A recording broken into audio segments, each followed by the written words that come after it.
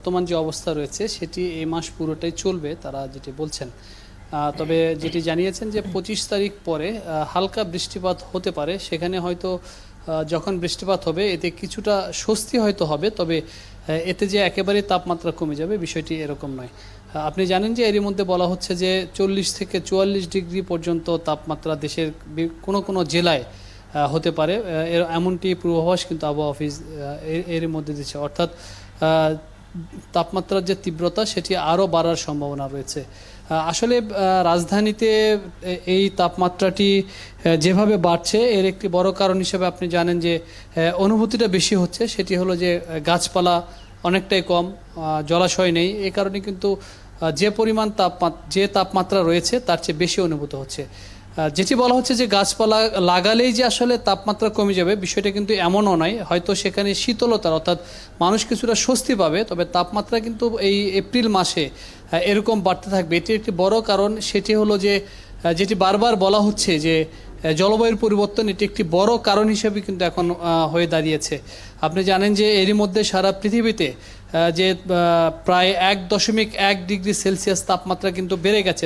বিকাশে কম খরচে ক্যাশ আউটের লিমিট বেড়ে 50,000, প্রিয় এজেন্টও 2টা।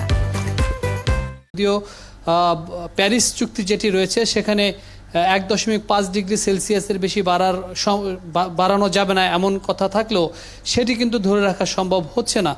কারণ 2030 সালের মধ্যে যদি এই টেম্পারেচার 1.5 ডিগ্রি সেলসিয়াসের মধ্যে না রাখার সম্ভাবনা একেবারেই কম। কারণ যেভাবে উন্নত দেশগুলো তাদের নগরায়ন করছে, পাশাপাশি জীবাশ্ম জ্বালানি পোড়াচ্ছে, সেই হিসাবে এই টেম্পারেচার ধরে রাখার কোনো সুযোগ নেই, এমনটি কিন্তু বিশেষজ্ঞরা বলছেন। তারই প্রতিফলন কিন্তু বর্তমানে সারা পৃথিবীতেই হচ্ছে, শুধুমাত্র বাংলাদেশে হচ্ছে এমনটি নয়। আমরা তার যে উন্নত দেশগুলোর এই কর্মকাণ্ডের কারণে আমরা সেই সমস্যার যে ভোগান্তি সেটি আমরা নিম্ন আয়ের দেশগুলো ভোগ করছে আসলে। পাশাপাশি বাংলাদেশেরও কিছু সংকট রয়েছে, সেখানে হলো যে আমরা অনিয়ন্ত্রিতভাবে আমরা বন কেটে ফেলছি, জলাশয় ভরাট করছি, খাল বিলগুলো দখল করছি, যেগুলো এই যে উত্তপ্ত করছে নগরকে কিংবা গ্রাম অঞ্চলকে, যেগুলো শীতল করতে পারতো সেই জায়গাগুলোকে নষ্ট করে ফেলছে। যে কারণে আসলে যে পরিমাণ তাপমাত্রাটা হচ্ছে তার চেয়ে 3 থেকে 4 ডিগ্রি বেশি অনুভূত হচ্ছে। এই ফিলটা হয়তো কিছুটা কম হতো যদি আমরা এই পরিবেশ বান্ধব একটি শহর কিংবা পরিবেশ বান্ধব একটি গ্রাম তৈরি করা সম্ভব হতো। সেটি আসলে সুযোগ হচ্ছে না বিধায় এপ্রিল মাস উষ্ণতম মাস। এই রকম গরম কিন্তু এর আগেও পড়েছে, অর্থাৎ 1960 সালের দিকেও কিন্তু প্রায় 42-43 ডিগ্রি পড়েছে এবং 45 ডিগ্রি পর্যন্ত তাপমাত্রা কিন্তু রাজশাহীতে উঠেছিল, সেটি কিন্তু আমরা জানি। কাজেই সেই রেকর্ড এখনও ভাঙেনি। এরকম গরম আরও 50 বছর আগেও বাংলাদেশের মানুষ দেখেছে।